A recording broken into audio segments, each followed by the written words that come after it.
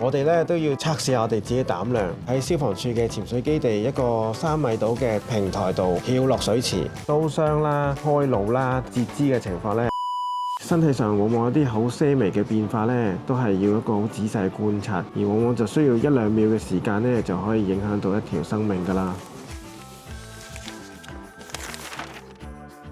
平時諗起醫生工作嘅地方，通常都會諗起醫院同埋診所。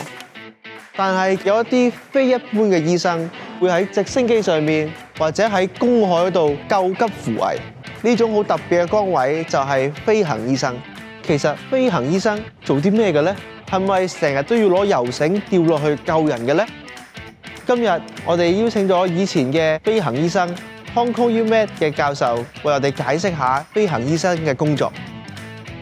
張教授你好啊！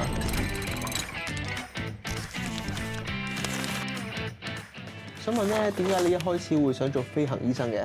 我喺完成咗急症科嘅專科考試之後咧，就決定加入咗 GFS。當時咧啱啱係擁有咗比較成熟嘅技術，同埋掌握咗一啲新嘅急救知識啦，都好想將呢啲知識學以致用。我知道咧院前嘅急救咧，亦都係複雜多變啦，充滿挑戰性嘅，令到我哋作為飛行醫生可以將急症室帶到去醫院以外，同埋喺病人嘅身邊嘅。過往咁多年接受咗 GFS 訓練嘅飛行醫生大概有120幾位，而成為其中一份子呢，我亦都覺得特別光榮㗎。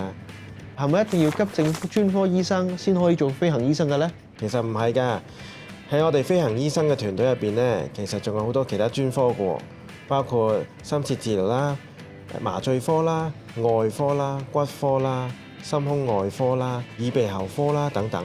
我哋急症專科醫生咧受訓期間咧，正正就完成晒所有呢啲咁嘅訓練，所以就變得順理成章啦。而比例上咧，大概一半嘅飛行醫生咧都係急症專科嘅。我哋 Hong Kong UMed Department of Emergency Medicine 嘅 Chairman Professor Timothy Rayner 咧，佢喺20年前都係我哋 GFS 嘅第一代飛行醫生添啊。其實除咗醫療以外嘅課程，仲有啲咩課程要通過先可以做飛行醫生嘅呢？通過面試之後咧，我哋有3日嘅特別嘅課程，我哋要掌握咗航空醫學嘅一啲基本嘅知識，然後咧我哋都要認識一個對講機嘅溝通，我哋咧都要測試下我哋自己膽量。我哋要喺消防處嘅潛水基地一個3米度嘅平台度跳落水池，利用自己嘅救生衣啦，同埋個氧氣樽，令到自己脫險嘅。咁喺最後一日咧，我哋都需要飛去一個孤島嗰度，模擬一下喺真實嘅情況，我哋點樣去拯救病人啦，上落個直升機啊。咁而順利過關之後咧，就可以被正式取錄啦。我哋大概每1個月度咧就會當值1次，咁好多時咧都係需要喺週末啊或者公眾假期去值班嘅。大概3年度咧，我哋就會有1次嘅喺外地嘅訓練，當中咧係要模擬下個機艙入咗水，即係架直升機如果萬一係跌咗落水，入咗水之後咧，我哋要點樣去自救。咁多年嚟咧，你有冇一啲比較深刻嘅救援任務呢？我記得咧有一次喺獅子山接一個報稱係心口痛嘅外籍人士，初時見到佢咧個情況都比較穩定，睇落面色紅潤啦，呼吸正常啦，有正常嘅説話能力。咁喺一般呢啲穩定嘅情況咧，我哋都會送佢去灣仔嘅停機坪，用救護車再轉送佢醫院嘅。咁但係咧喺途中咧，我哋嘅飛行護士咧就監察到佢個心跳咧係突然間比較亂同埋比較急。咁呢個情況咧，我哋商討咗之後咧，就擔心佢心臟有突發性嘅問題，就結果咧係轉送咗去東區醫院嘅停機坪，直接就落到去醫院啦。一去到急症室，即刻有心肌梗塞啊！咁而又即刻需要一個通波仔嘅手術。好彩咧，佢3日之後可以順利出院。咁呢個情況咧，我哋就睇到身體上往往有啲好些微嘅變化咧，都係要一個好仔細嘅觀察，而往往就需要1-2秒嘅時間咧，就可以影響到一條生命㗎啦。會唔會有啲好似電影入邊嗰啲 case 咁樣，俾刀斬傷，又要喺直升機入邊開腦，又要截肢咁先救到佢翻出嚟嘅咧？根據過往嘅案例咧，我哋 GFS 處理嘅通常都係一啲中暑啊、虛脫啊、頭部創傷啊，或者咬柴整親嗰啲案例。至於咧你所講嘅刀傷啦、開腦啦同埋截肢嘅情況咧，我諗喺外國先比較常見。咁你做飛行醫生嗰陣，有冇試過攞油繩吊落去救病人咧？其實大部分時間咧，醫生護士咧都唔需要即時游繩落去山上面啦，或者係個船上面嘅。通常我哋都會留返喺機艙先，準備好個監察儀器同埋啲藥物，去等待病人運送咗上嚟之後即時進行治療嘅。第一時間落去嘅咧就係我哋嘅空勤主任，佢會先落去睇下個現場環境，佢亦都睇下病人嘅情況。若果咧需要即時嘅急救咧，先至會要求醫護嘅增援㗎。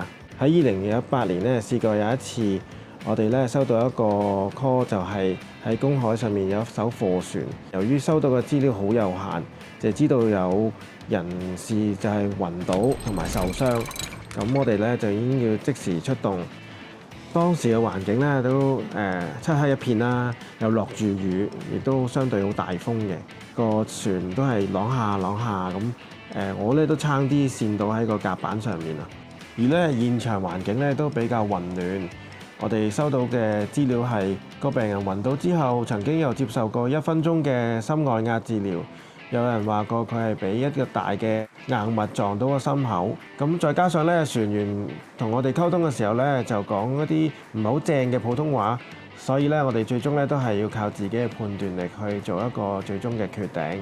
咁而佢經過詳細嘅檢查之後咧，都發覺佢冇乜大礙嘅喎。講開游繩，我哋 GFS 都有個游繩嘅模擬訓練艙，我仲聯絡咗個空勤主任示範俾你睇添。正喎，我可唔可以試埋一份啊？冇問題，我哋去睇下。係 Lancelot， 係呢位係我哋 GFS Air Equipment Officer Kailis。我哋不如試下我哋 GFS 嘅 Wind Training Simulator 好冇？好啊，咁不如就由 Lancelot 扮演病人，咁 Arthur 你就做我哋嘅飛行醫生，我哋試一試個 simulation 啦。好好啊。好。後面嗰一個就係我哋叫做 Hoist 啦，咁係我哋一個喺直升機上面咧都有用嚟做拯救嘅平台嚟嘅。Arthur， 病人23歲男性，咁啊 slip and fell multiple injury， 依家咧想你落嚟幫手咧 treat 個 patient。咁啱啱我哋就係由空勤主任檢查咗個傷者之後咧，決定調派醫生落嚟幫手現場處理病人。咁喺完成全部檢查同治療之後咧，我哋就會將傷者咧用合適嘅工具啦。咁啱啱示範嘅就係抬床啦，利用我哋嘅絞車即係hoist做一個叫 winching 嘅程序。咁啊 winching 就係將個傷者吊運上去直升機。咁然後上到直升機咧，我哋就會繼續我哋嘅監測同埋治療，將傷者送去合適嘅地方，例如係轉送救護車啦，或者係嚴重嘅 case， 我哋就會轉送去有停機坪嘅醫院。飛行服務隊嘅格言同精神咧就係 Semper Paratus 啦。咁呢一句拉丁文嘅意思咧就係隨時候命。個意思就係咧，我哋係會全天候，無論咩時候、咩環境、天氣狀況、地點等等咧，都會出動將我哋嘅病人或者待救者咧由危險嘅地方撤離，帶去安全嘅地方。係咪想知道直升機入邊有啲咩醫療設備咧？同埋佢哋分別有啲咩作用咧？我哋下一集為大家揭曉更多啦！